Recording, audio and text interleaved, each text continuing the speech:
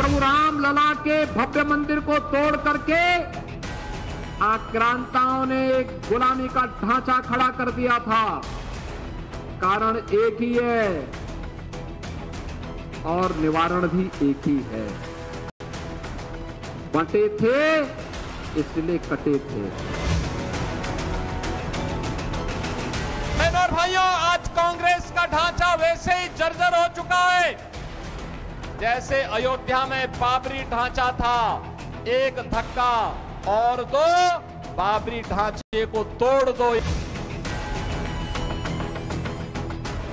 एक रहोगे तो नेक रहोगे। कोई माई का लाल आपका बाल बांका नहीं कर पाएगा। यूपी में होने वाले विधानसभा उपचुनाव हो या फिर हरियाणा में होने वाला विधानसभा चुनाव, यूपी के सीएम योगी आदित्यनाथ हिंदुत्व की पिच पर फ्रंट फुट पर जमकर बैटिंग कर रहे हैं। विपक्ष जाति जनगणना के नाम पर भले ही हिंदू वोट बैंक में सेंध लगाने की कोशिश कर रहा है, लेकिन योगी हिंदुओं को साफ साफ संदेश दे रहे हैं कि बटोगे तो कटोगे।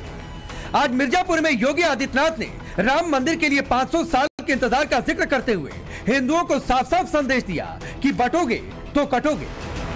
बहनों और भाइयों, एक प्रश्न मैं केवल आपसे पूछूंगा यही, आखिर अयोध्या में 500 वर्षों तक क्यों हमें इंतजार करना पड़ा था? क्यों ऐसी स्थिति पैदा हुई थी? क्यों प्रभु राम लला के भव्य मंदिर को तोड़ करके आक्रांताओं ने एक गुलामी का ढांचा खड़ा कर दिया था? कारण एक ही है और निवारण भी एक ही है। बंटे थे इसलिए कटे थे। और मैं फिर आपसे कहूंगा, बंटिए मत, एकजुट होकर के विकास और सुरक्षा के इस माहौल में आगे बढ़िए। ये डबल इंजन की सरकार आपके सुख दुख में हमेशा आपके साथ खड़ी होकर के आपके वर्तमान को भी सुधारेगी और भविष्य को भी उज्जवल बनाने के लिए पूरी प्रतिबद्धता के साथ कार्य करेगी। इससे पहले योगी आदित्यनाथ कल हरियाणा चुनाव प्रचार के दौरान जमकर गरजे। योगी ने विपक्ष पर जाति के नाम पर बांटने का आरोप लगाया, हिंदुओं को एकजुट होने का संदेश भी दिया, साथ ही कांग्रेस पर करारा प्रहार कर दिया। योगी आदित्यनाथ ने चुनाव में बाबरी की एंट्री करा दी और यहां तक कह दिया जैसे बाबरी ढांचा जर्जर वैसे ही कांग्रेस भी जर्जर। बहनों और भाइयों, आज कांग्रेस का ढांचा वैसे ही जर्जर हो चुका है जैसे अयोध्या में बाबरी ढांचा था। एक धक्का और दो, बाबरी ढांचे को तोड़ दो। ये नारा जब राम भक्तों ने लगाया था तो बाबरी ढांचा हमेशा के लिए ध्वस्त हो गया। और बाबरी ढांचा जो ध्वस्त हुआ, गुलामी का ढांचा ध्वस्त हुआ, अयोध्या में राम मंदिर निर्माण का मार्ग प्रशस्त हुआ। और मैं आपका यही आह्वान करने के लिए आया हूं, जो ये लोग जाति की राजनीति करके आपको विभाजित करना चाहते हैं, मैंने कहा था ना कि बटोगे तो कटोगे। एक रहोगे तो नेक रहोगे। कोई माई का लाल आपका बाल बांका नहीं कर पाएगा। बहनों और भाइयों, कोई ऐसी गलती मत कर देना कि जो आपस में बंटे। याद रखना, बंटे तो कटे, ये कभी नहीं होने देना है। और ये कांग्रेस का जो हाथ है ना, ये अभी हालात को और बिगाड़ने के लिए आया है। कांग्रेस का हाथ बिगाड़ेगा हालात। बीजेपी और योगी आदित्यनाथ हिंदुओं को एकजुट होने का संदेश दे रहे हैं, लेकिन राहुल गांधी जाति जनगणना की रट लगाए फिर रहे। आज फिर राहुल गांधी ने सोशल मीडिया पर लिखा, बहुजन विरोधी भाजपा चाहे जितना भी झूठ फैला ले, हम आरक्षण पर आज तक नहीं आने देंगे। हम तब तक नहीं रुकेंगे जब तक एक विस्तृत जाति जनगणना न हो जाए। आरक्षण पर से 50% की सीमा हटाकर हर वर्ग को उनका हक, हिस्सेदारी और न्याय न मिल जाए। जनगणना से प्राप्त जानकारी भविष्य की नीतियों का आधार न बन जाए। मोदी जी जाति जनगणना बोलने तक से डरते हैं। वो नहीं चाहते हैं बहुजनों को उनका हक मिले।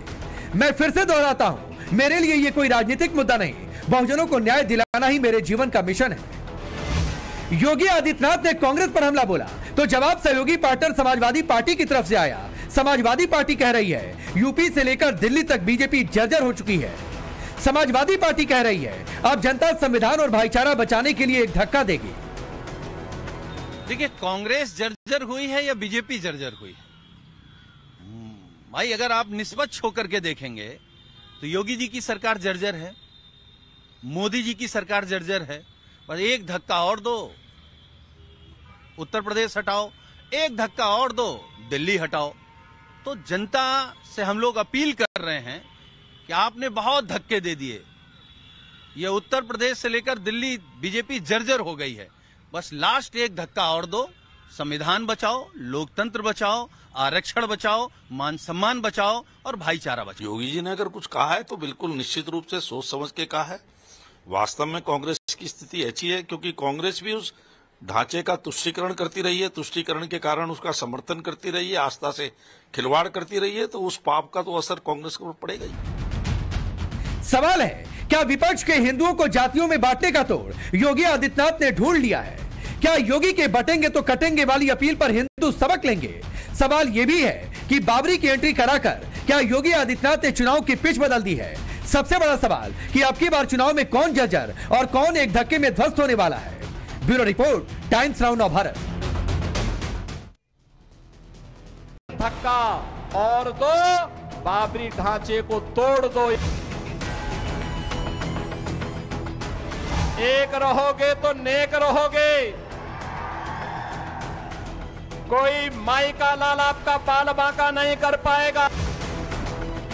यूपी में होने वाले विधानसभा उपचुनाव हो या फिर हरियाणा में होने वाला विधानसभा चुनाव, यूपी के सीएम योगी आदित्यनाथ हिंदुत्व की पिच पर फ्रंट फुट पर जमकर बैटिंग कर रहे हैं। विपक्ष जाति जनगणना के नाम पर भले ही हिंदू वोट बैंक में सेंध लगाने की कोशिश कर रहा है, लेकिन योगी हिंदुओं को साफ साफ संदेश दे रहे हैं कि बटोगे तो कटोगे।